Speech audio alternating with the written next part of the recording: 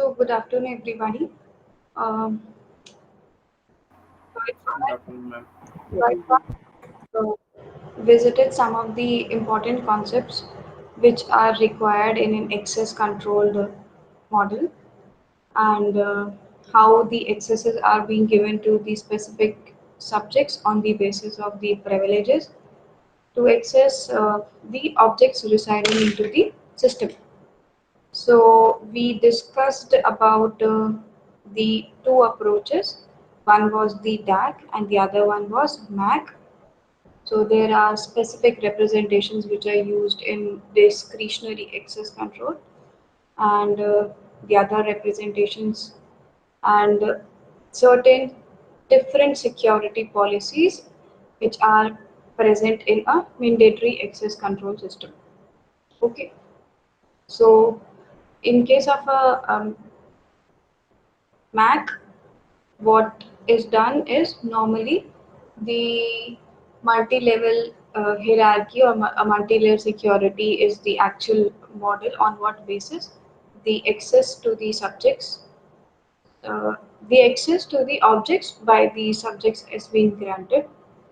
Now we went through two of the properties and two of the models which are associated in case of mandatory access control.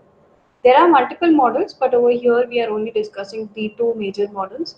One we had already discussed it in last class, which is Bell-LaPadula model, or referred as BLP model. So the this access control is the access control which is provided by BLP model is basically comprising of four modes: read, write, append, and execute. And there are two standard policies which need to be followed in a BLP model in order to make any system specific to a Mac. So the Mac rules over here are referred as the ones which is the simple security policy, that is the SS policy, and the other one is an asterisk property which confers to no write down. So in last class we had visited what are these specific properties. We also tried to visit what are the specific cases where these would be applicable and how the opposites of these are not applicable in a BLP model. What are the disadvantages if such cases occur? Okay, so while studying both of these properties, we came onto a concept that in case of a BLP model, there are certain limitations as well. Now, for handling these limitations, you need to add certain restriction into this BLP model. So here the restriction which has been added is whenever you are dealing with a BLP model, the subjects and objects which are present into the system will only be related to the confidentiality. So whatever properties are proposed into the BLP model only are associated to deal with the confidentiality issues of the system. Okay, so we in the starting we had found out that there is a CIA triad on what basis the entire security is being built up. So C stands for confidentiality, I stands for integrity, and A stands for availability. So here this entire BLP model is specific to confidentiality. Now it is not just confidentiality which needs to be taken care of into any system. The other thing which also needs to be taken care of is integrity, because over here since we were trying to shift the objects from a lower security model to a higher security level or vice versa, we were trying to find out whether we are altering the data which is present at a higher level or we are altering the data which is present at the lower level. So there needs to be no alteration which is required, but this alteration was not being dealt up by the BLP. Okay. because of the properties which are there into the BLP model. Therefore, there was a separate model which was proposed which looks into the integrity issues of the system or integrity issues associated with the files. That model is Biba model. Okay. Now, here as the line says that the Biba model completely ignores the confidentiality and only deals with the integrity. And since we are talking about that it is only dealing with the integrity, what would it do? Its primary goal is to prevent all of the unauthorized users on making any modification into the system. So here, take the case that you are modifying a file or shifting a file on the basis of a case that the information flow is from C to B. Okay, so here if the information flow is from C to B or C to A, what is it doing? The files which are there into the A cannot be written by any user who is present at C location. Okay, why is it so? Because C is obviously at a very lower level of security and A is at a very higher level. So in other terms, we can say that the users which are present at the C level or the objects which are present at the C level might be unauthorized to access any files which are there at a higher security level. So that is why in order to achieve the goal of integrity, what needs to be done is we need to prevent any unauthorized access by the users. That is, I need to prevent any modifications which are being done into a document by any user. Okay, how would you say that the user is unauthorized? If we do not confer to certain authorization rules. We had already discussed that in previous class that we need to find out a particular user is authenticated or not. If it is authenticated, then he is authorized to access this or not. So there needs to be certain parameters set in the security rules or the security models to find out the authorization criteria of a particular user. Okay. Now there can also be another case where if any authorized user is allowed to access the document, he can only access the document or modify the document on the set of rules which have been mentioned. It should not be a case that even if the person is authorized, he can perform any XYZ functions. So you need to keep intact the integrity of the document, not just in view of an unauthorized user, but also in view of an authorized user as well. Because uh, the unwanted actions can be taken by anybody in this current situation. It can either be an intruder who is coming from the outside network or any user who is obviously being said as the explicit user. Similarly, there can be any insider as well who can perform any malicious activity or modification. So you cannot say that all of the insiders or all of the trusted users will perform valid actions only. For that reason only, it is saying that you need to prevent authorized users from making improper modifications in a document as well. Okay, so this initial Viva model was first incorporated in my Windows Vista. I, and later on it has been implemented in various other operating systems as well. Now, what needs to be discussed now? Since we already said that in BLP there are two properties like SS property and the asterisk property. So that property is referred as a closure property. Okay, so similar thing needs to be there in case of a Viva model as well. So here what is being done is, as seen from the figure, it says that the users which are present, all of these users are present at a mid level. Okay, and the higher integrity is present at the higher security level. Similarly, the lower security level will have the objects and the subjects which belong to a low integrity system. Okay, so here this figure shows that you are performing operations whether read or write. Here it is not specifying that read is happening or write is happening. In general, it is said that if you move from a lower integrity model to a higher integrity model, or if you perform the information flow from a lower integrity level to a higher integrity level, that is not supported in Biba. Okay, fine.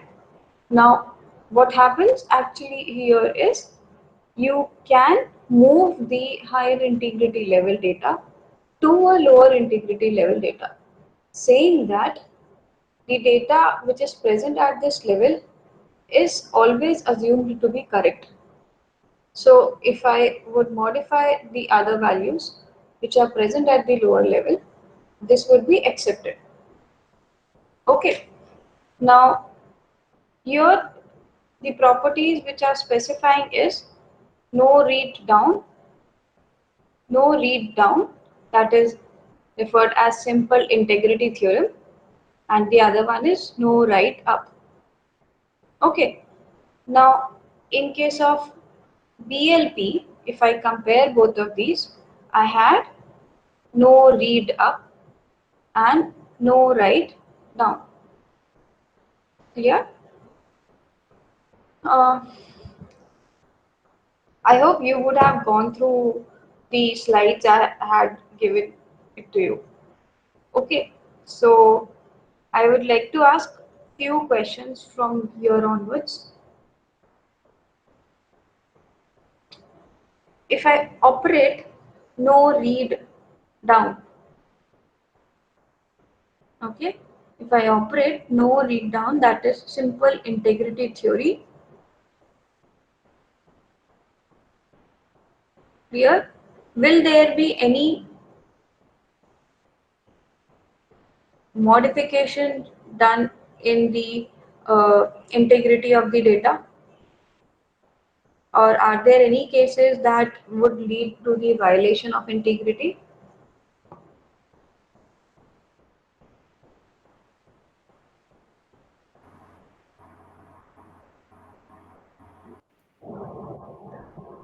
Ma'am, for higher classification files, there can be the integrity problem, but not the lower level files. Can you tell me Objects. an example? How are you performing it?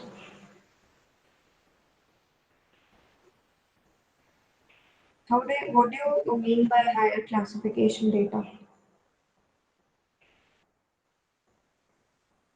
Objects at the at higher, uh, there might be a read up right. My only question Sorry. is why are we not reading down?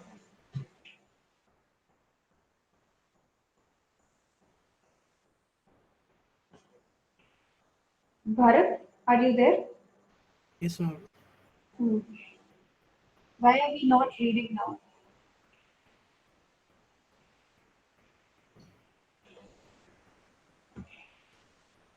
Ma'am, so that objects at the lower classification level, Mhm.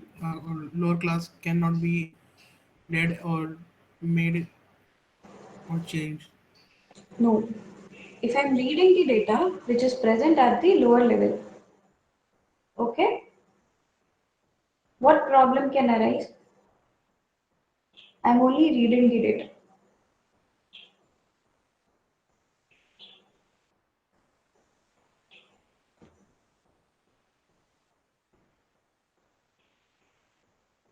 Atulya, are you there?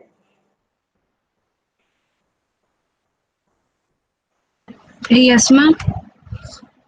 Tell me what problem can arise when I'm reading the data downwards. Sorry, ma'am. What problem can arise when I'm reading the data downwards? Um,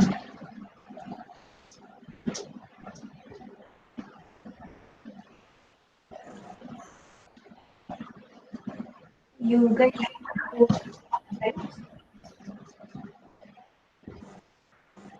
चल Yes, ma'am. Hmm. Regarding my class, unclassified data and no integrity, so when we will come down to some integrity problem may occurs. That's why we can work from them. Your voice was not very clear.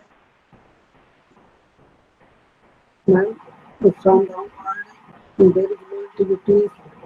When we read from down, there may be some integrity problem. That's why we cannot work down.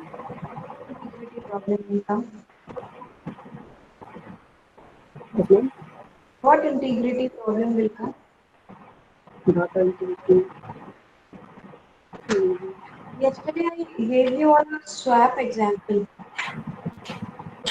Did you relate that to this knowledge? Okay. Harshit? Yes, ma'am. Hmm. Yesterday I gave you a swap example. Was that visible to you all? No, ma'am. It was not visible. Okay. So I gave you the example now, where you are having three levels. At the lowest level, you have a swap program which has 5 lines. At Yeah. a higher level, you have a swap program which has 12 lines of code. Yes, ma'am. Okay. Now relate this thing with the integrity and tell me why can't you have a read down?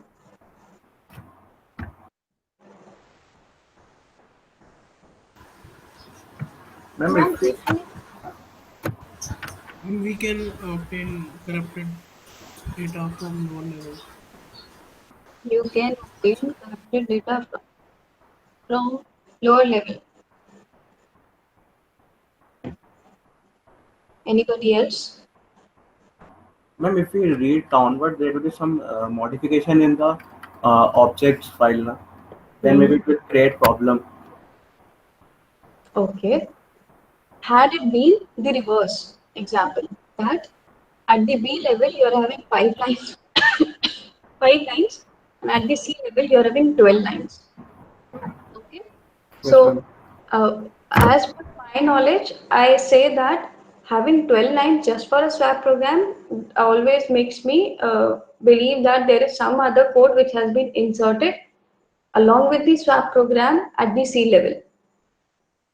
Okay. So, what is happening here is, since we said that in case of a B-bar model or in case of BLP model, the lowest level will be referred as a less secure. Okay. Here it Yes, is ma'am. saying that it is conferring to low integrity.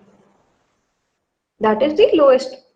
So if I have 12 lines into that particular lower level, I would try to believe that whatever data is present at the lower level is correct data, even if I am present at the higher integrity. Clear? Okay, ma'am.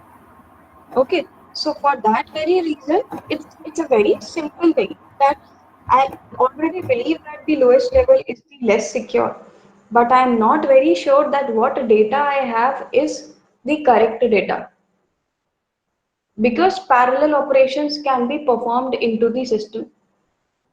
It is not just that there are three files which are residing into these three security layers, and only one operation is being performed at a time. A file can be used by multiple users at the same time, and by the multiple processes. So you always do not rely on the fact that whatever data is present at your level is correct. Keeping that in mind, if I say that any other level has, it is just a swap program. What if it would have been a very complicated program in which I'm not very sure that what data I have is the correct data and what data other level has is the invalid data. So for that reason only, I would always try to find out that the data which is present at a level higher than my security level is present or not. Okay, so if B finds out that at C the code has 12 lines of code, he would not directly read them. Instead, he needs to rely on a higher level to find out whether the data which he has is correct or not. Clear? So that is what. Ma'am, Yes. ma'am, in previous class we have studied the limitations of VLP, and we can do write up. Ma'am, if Yes. we are making that a at lower level, there is always been saying that it is a faulty object. Then why we are doing write up there? See, there we were doing write up not due to not to prevent integrity. The major difference between both of these model is that that was only to deal confidentiality. If we were doing write up over there, then integrity issues would arise.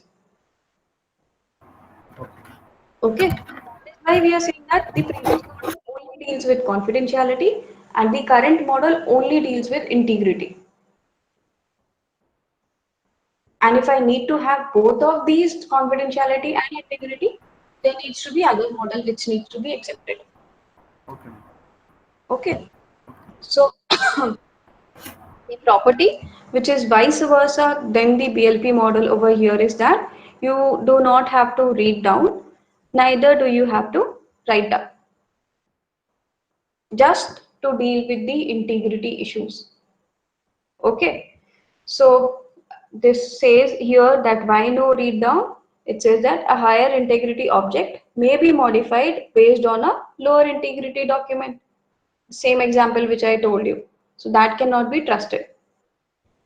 Now, the Mac has been implemented in various other operating systems, like I told you that you have Vista, you have Windows 7 and 8. All of these have mandatory access control systems. So the privileges which are being accessed or the files which are being accessed by the users are completely dependent upon the Mac system. And these are the other operating systems which have Mac implemented within them. Okay, moving forward, we need to compare both of these models. How are both of these models contradictory to each other? So, as already been told to you, BLP is related to confidentiality, which has read down and write up. However, B by integrity has read up and write down.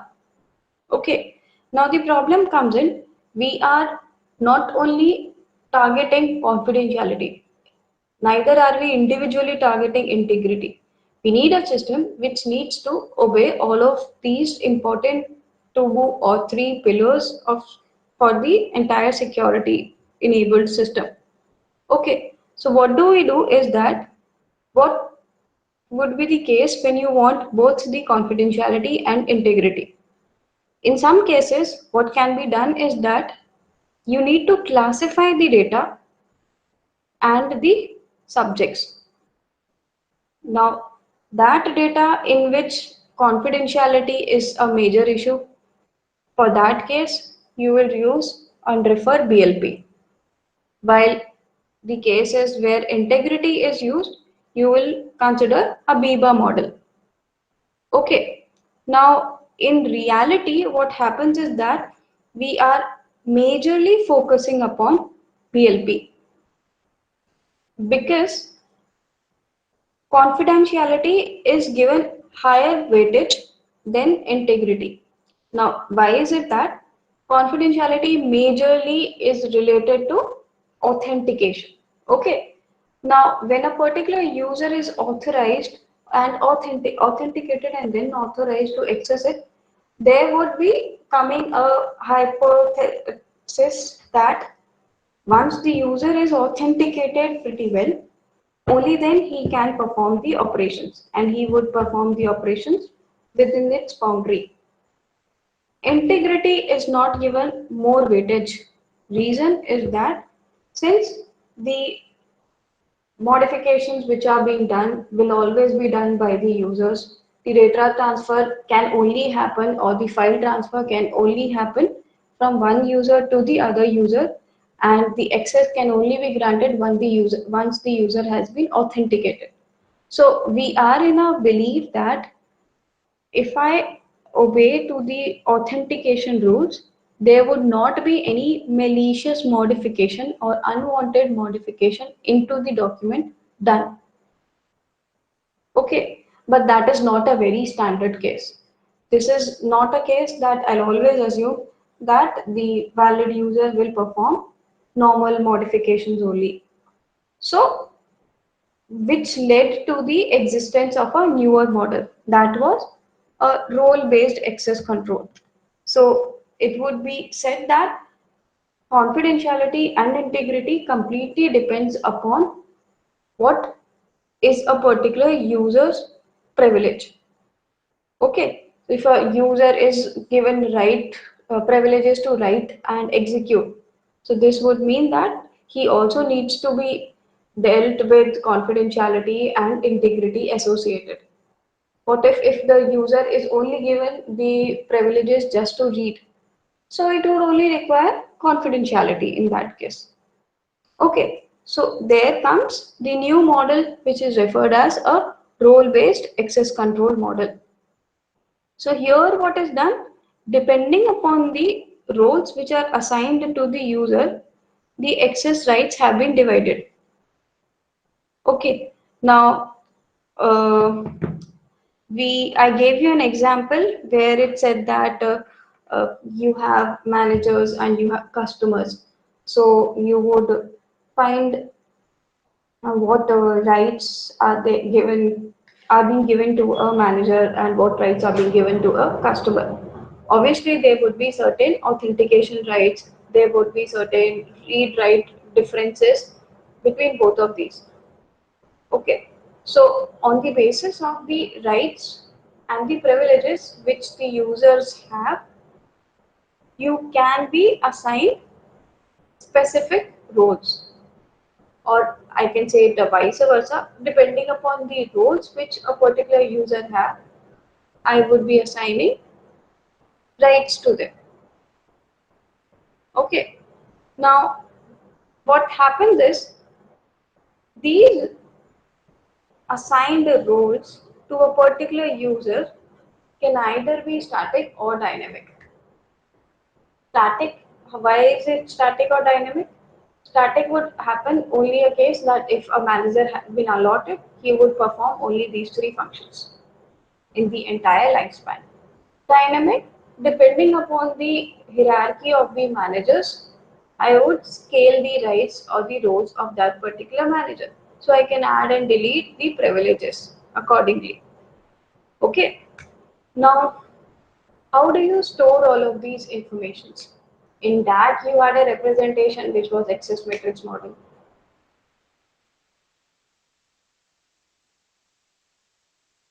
In Mac, how did you do? You do it on the basis of the multi-level security policies. In case of a role-based access, again you would need a access control matrix. That access control matrix will generally map a particular subject to the object depending upon the roles which are given to that subject, and depending upon the roles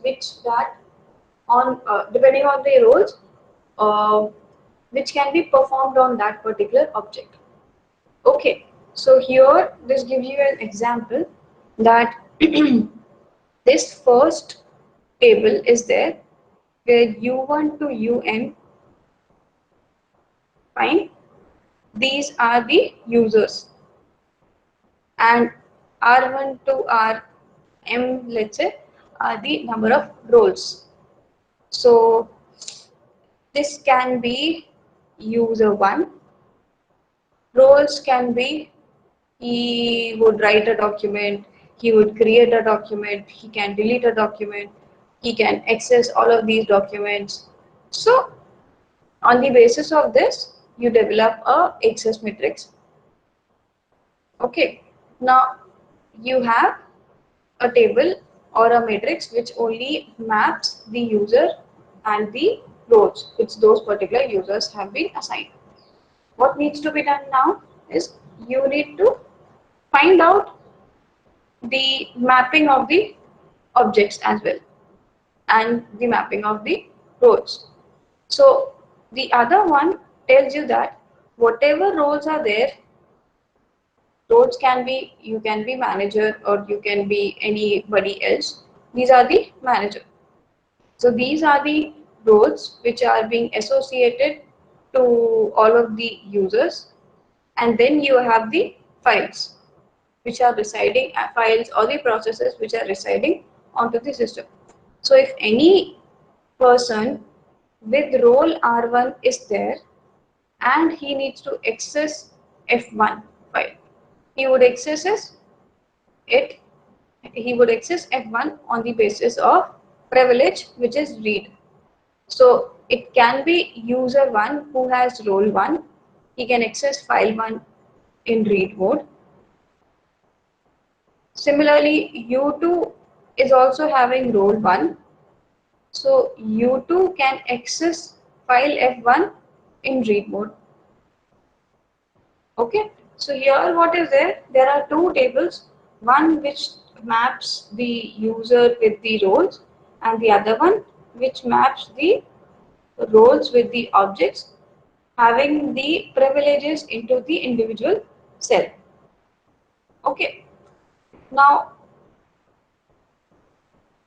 this tells you that these are the individuals and these are the roles.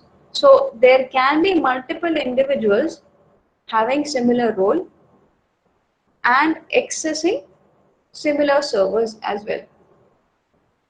Okay, so server 1 can be accessed by role 1.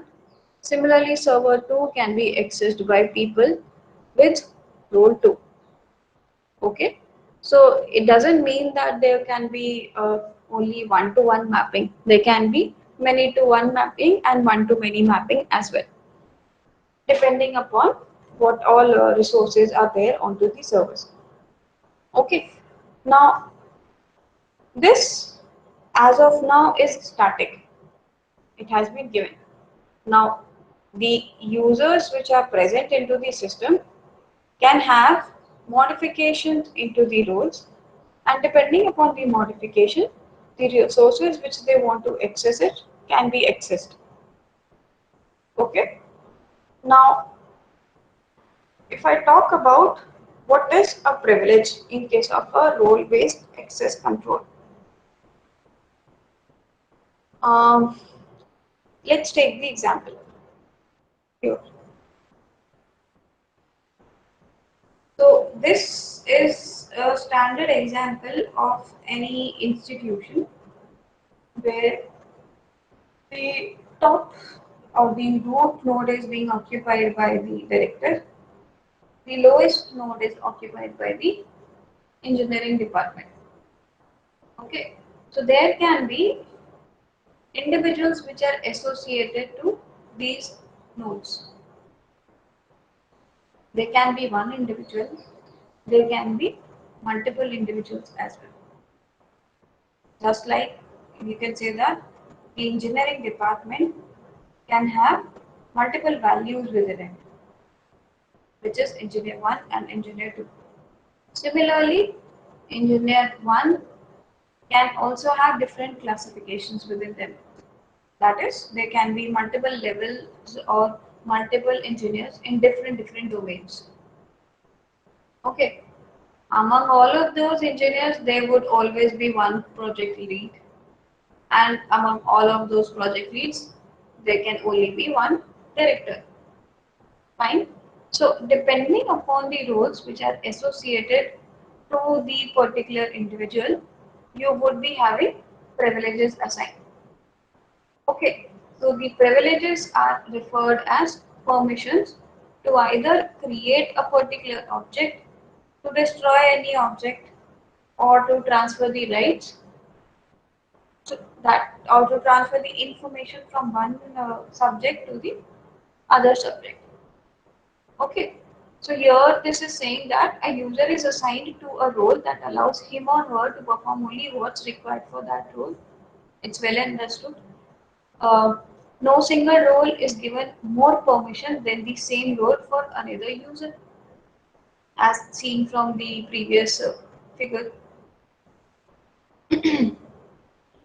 Now, on the basis of role-based access control, we are having different representations. One of the representation I had showed you, this one, which was referred as a hierarchical representation of a role-based access control model. Okay, so here on the basis of the hierarchy as well, it can be explicitly identified what are the rights of a particular or individual which is part of a particular node. Okay, so higher role includes all the access rights of the lower node. So the director has all of the rights which are being possessed by the nodes which are lower than that particular hierarchy. Similarly, engineer 1 would have all of the rights associated to the engineering department. Okay, the same thing comes over here. This can either be static or this can be dynamic. The other one is based on the separation of the duty relation. So I told you it can either be static and it can either be dynamic.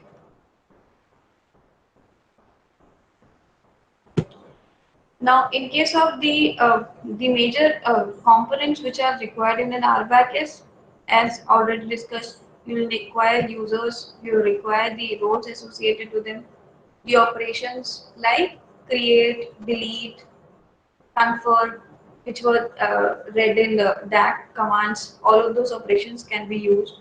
Then you have your objects, which would be your files. Then you would be assigning certain assignments to the particular users. All of these are the individual core components which are required in any RBAC model. Okay. Next is there needs to be certain constraints which are have to be followed in RBAC as well. What should be those constraints is you need to find out that the uh, relationships which are there between the roles and the uh, objects are valid and are on the basis of specific roles which have been associated to them. It should also obey the fact that a higher role includes all of the access rights of the lower node. So all of these are very standard things which are there. You can have cardinalities, that is maximum number with the respect to the role, maximum number of users assigned to a role. These are all certain specific conditions which are required in any of the access control model, which is based upon RBAC. Okay, now we were talking about the major thing which is confidentiality and integrity. In this case, both confidentiality and integrity would be incorporated because the operations over here are being performed on the basis of subjects and roles. Once the particular role exists, then you will find out whether the subject and objects have the relationship between them on the basis of the rights allocated to them. Then you can perform any operation. It doesn't limit you to perform either the confidentiality or you can only perform the integrity into the system. Okay, so this doesn't mean that you cannot use DAC or you cannot use BLP in Mac individually or you cannot use BBA in Mac individually. Yes, there are systems which are using these access control models individually as well. But you need to find out that what is essential and in what domain are you implementing that access model. It is not necessary that you need to have everything incorporated into one system, even if you are not using that component. So even if you are not considering modification of the files into the system, and still you are going on with the Viva model, that would not be of any use to you. Okay, the limited number of access control which is best suitable for your system or best suitable for any operating system has to be considered. Okay, uh, any doubt?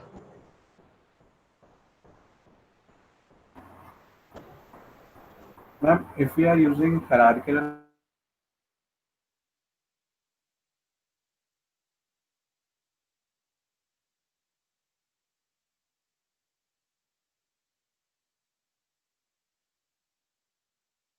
director level, then it will reflect back in the lower level also.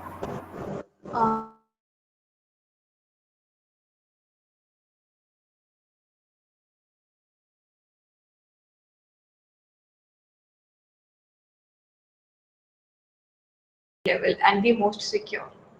Here it is not said anything. The RBAC doesn't say that the topmost hierarchy is the most trusted hierarchy. That was told in multi-level security model. Okay. Anything else?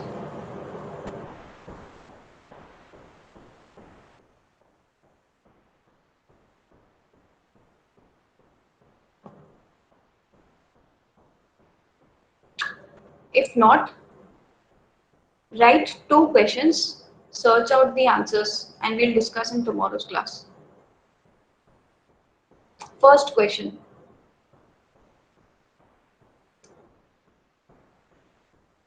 What are the advantages and disadvantages provided by access control matrix, access control list, and capabilities in a DAC?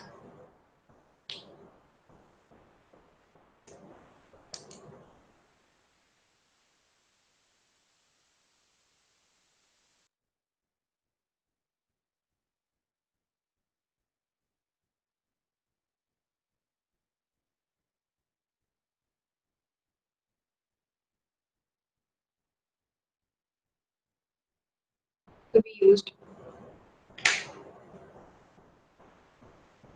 Clear? The next is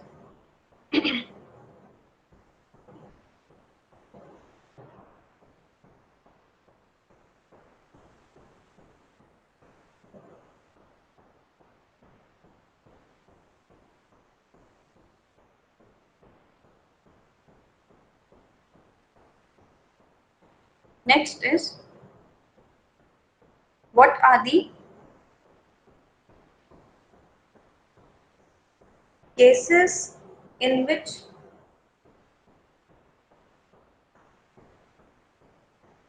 BLP and Viva model will fail? Point out one case.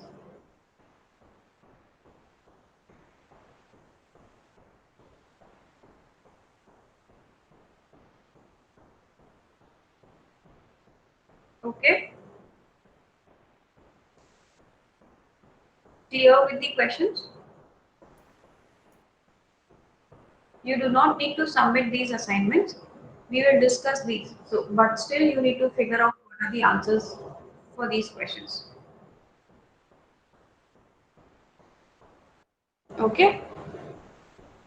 Fine. We'll go ahead with this in tomorrow's class.